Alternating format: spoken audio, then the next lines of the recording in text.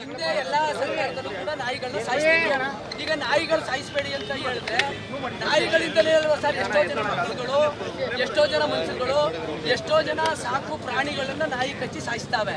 ಆ ನಾಯಿ ಕಚ್ಚಿ ಸಾಯಿಸೋದಕ್ಕೆ ಯಾರು ಕಂಪ್ಲೇಂಟ್ ಕೊಟ್ಟರೆ ನೀವು ಕೇಸ್ ಹಾಕ್ತಿರಲ್ಲ, ಯಾಕೆ ಸರ್? ನಾಯಿ ಸಾಯಿಸಬಾರ್ದು.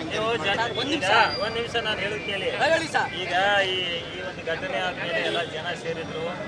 ಇಷ್ಟೆಲ್ಲ ಇನ್ಸಿಡೆಂಟ್ ಆದ್ಮೇಲೆ ನಾವು ಎಲ್ಲಿ ನಾಯಿ ಕಚ್ಚಿದೆ ಅಥವಾ ಯಾವ ನಾಯಿ ಕಚ್ಚಿದೆ ಅದ್ರ ಬಗ್ಗೆ ನಮ್ಗೆ ತನಿಖೆ ಮಾಡೋದು ಅನ್ಸುತ್ತಿಲ್ಲ.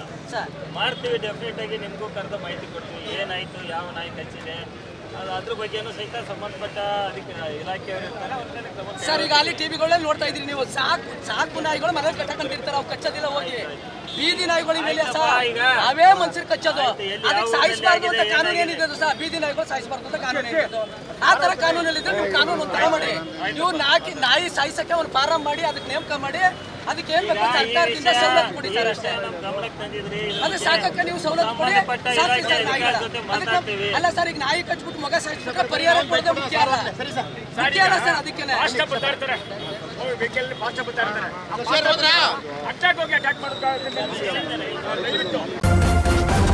ನ್ಯೂಸ್ ಫಸ್ಟ್ ನಿರ್ಭೀತಿಯಿಂದ ನಿಮ್ಮ ಪರವಾಗಿ.